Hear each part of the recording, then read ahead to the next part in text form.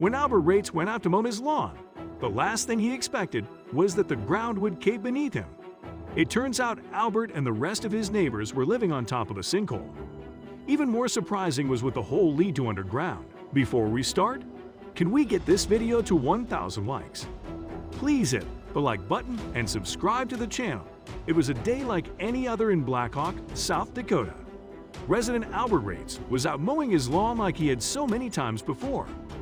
Then something happened that changed everything. When Albert turned around, he could hardly believe his eyes.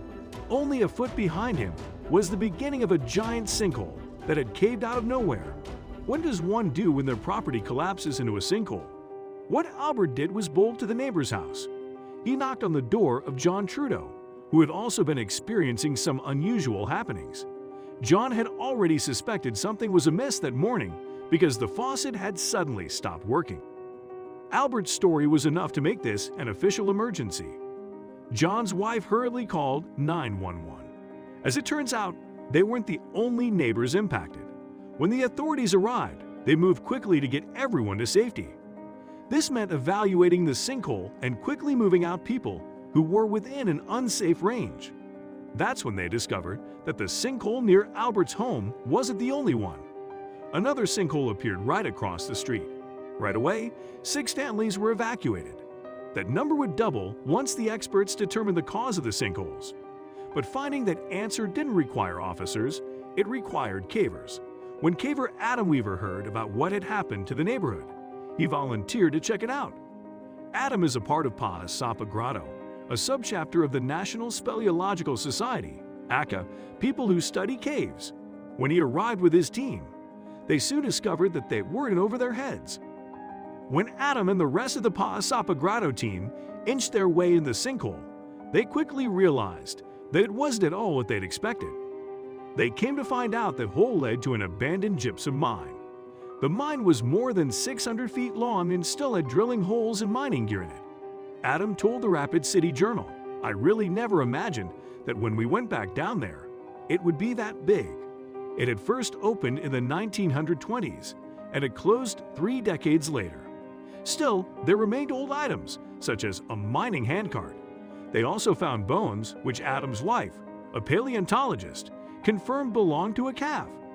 Even though Adam is the vice president of the National Speleological Society, he was hesitant to continue exploring once he realized it was a mine.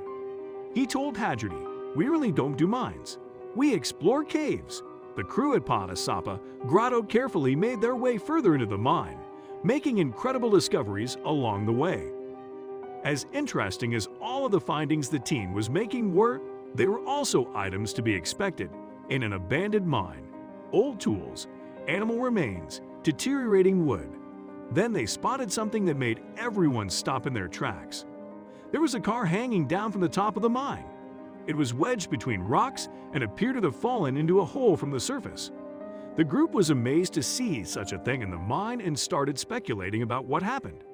The team conjured up 2 possibilities regarding how the Ford got there. The first is that the car fell into the mine after it had closed due to a sinkhole. The second is that it had been there the whole time. It could have belonged to one of the workers and ended up getting trapped in the mine. The team ended up stumbling upon another one. Adam confirmed that there was also a truck in the mine, adding that it was even older than the car. The truck was positioned nose down and too inaccessible to photograph. As incredible as the group's findings were, they had to get down to business and accomplish what they went there to do: map the mine. They measured 2,300 linear feet of passages, and that's just where they were able to reach. There were still other tunnels that had collapsed or flooded, and therefore couldn't be mapped. They also found some tunnels to be upwards of 40 feet wide. The ceilings ranged from 12 to 30 feet tall.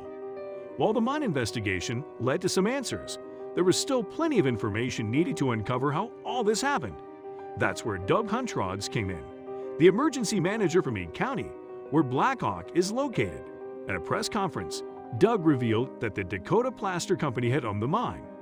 This makes perfect sense, considering that gypsum is commonly used in plaster.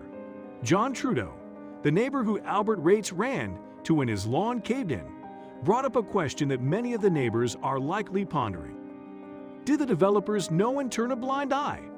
The question of who is responsible is especially crucial since insurance companies are refusing to cover the damage or to pay for the cost of the lost home. Both John and Albert reported that this was the case for their insurance companies, who simply told them that their policies don't cover underground sinkholes. As a result, many of the displaced families had turned to GoFundMe to try and raise money to at least help make ends meet for the time being. Meade County did make an effort to get funds from the Federal Emergency Management Agency FEMA to help the families that no longer have their homes. However, these discouraged residents have still included county officials in their lawsuit. That's because public records indicate the Meade County Planning Board knew of the mine's existence when they approved the neighborhood development. The lawsuit is also aimed at the state real estate agents and developers, all of whom should have been made aware of the dangers. The mine not only posed a risk for the neighborhood, but also for a nearby interstate. As a result, engineers had to inspect I-90 to ensure that there wasn't threat of sinkholes near the highway.